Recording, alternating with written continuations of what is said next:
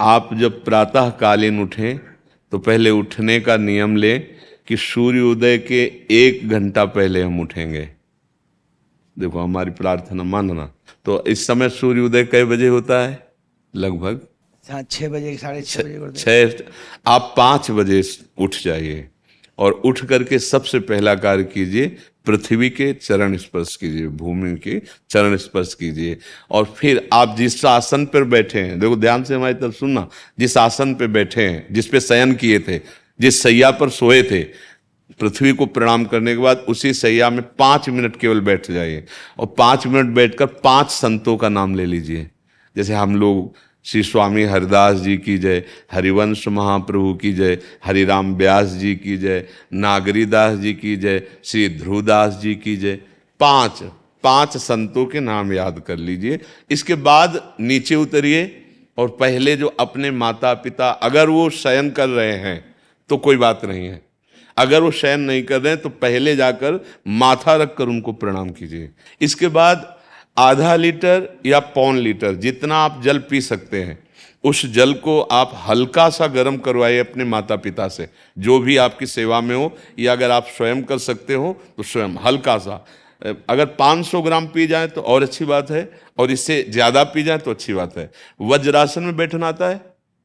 वज्रासन जानते हो आप लोग? देखो वज्रासन, वो देखो बैठ रहे हैं, ये दोनों पैरों को ऐसे करके इससे बैठकर जल पिया जाए। ये आपके ब्रह्मचर्य की रक्षा करेगा, कब्ज नहीं होने देगा और आपके मस्तिष्क की गर्मी को ठंडा करेगा। ऐसे वज्रासन में बैठकर धीरे धीरे 5 या 10 मिनट में जल पिया जाए, एकदम ना पिया जाए। गिलास में लेकर के 500 ग्राम जल धीरे धीरे उसको पिया जाए। फिर इसके बाद आपको 100-200 कदम टहलना है। फिर इसके बाद आप शौच जाइए।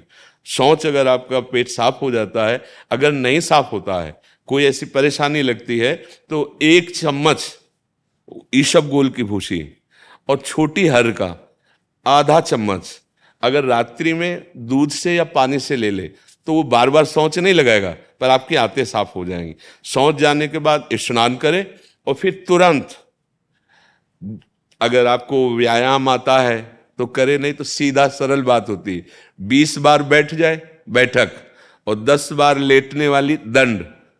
और इसके बाद जो अनुलोम विलोम, जो इससे खींचे इसे छोड़ दे, इससे खींचे इसे छोड़ दे, इसके बाद दोनों हाथ ऐसे करके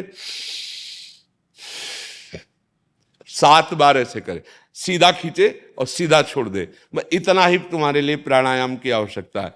अब अपनी दिनचर्या में लग जा। जो पढ़ाई का कार्य दिया गया है, आगे तुम्हें और भजन की बात हम नहीं कह रहे, जो पढ़ाई का कार्य दिया गया है वो भगवान की ही पूजा है। आपकी दिनचर्या जो आपको अपने गुरुजी या टीचर जी को जाके प्रमाणित करनी है, कल जो पढ़ाई गई थी आज के लिए, वो आप सुबह सुबह उस समय व्यायाम के बाद, तो आप देखना आपकी स्मृति बहुत प्रवीण हो जाएगी।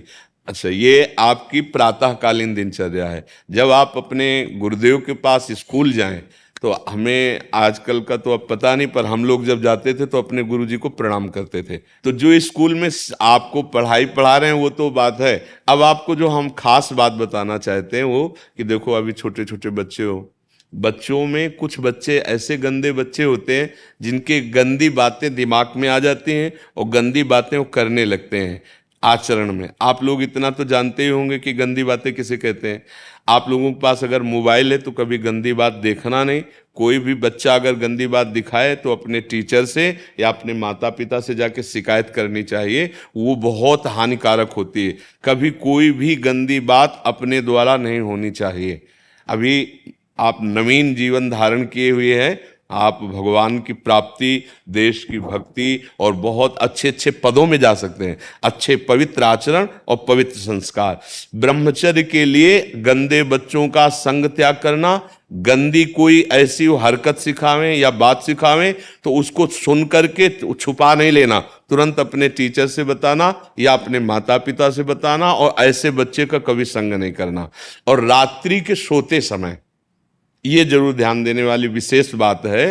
रात्रि के सोते समय जो भगवान का नाम प्रिय, जैसे इन लोगों ने आप लोगों को बताया राधा वल्लभ श्री, तो सोते समय बस प्रार्थना करो कि हे प्रभु आज दिन हमारा जो भी गलती हुई हो वो हमको आप प्रार्थना करते हैं कि आप हमें समझाओ क्या हमसे गलती हुई। अगर पूरी दिनचर्या में ऐसा लग रहा है हमसे कोई गलती नहीं, तो भगवान सुबह से अभी तक हम सोने जो जा रहे हैं ये पूरा समय आपको समर्पित। आप देखना इसका फल देखना, एक तपस्वी की तपस्या का जो फल होता है ना उसका ये फल मिलेगा। और सोते समय बस राधा वल्लभ श्री हरिवंश, राधा वल्लभ श्री हरिवंश, इधर उधर ना सोचते हुए, ना मोबाइल देखते हुए, ना कोई गंदी बात मन में, और चुपचाप सो जाइए। और जब फिर सुबह उठे तो फिर ऐसी दिनचर्या। और पढ़ाई इस समय तुम्हारा भजन है।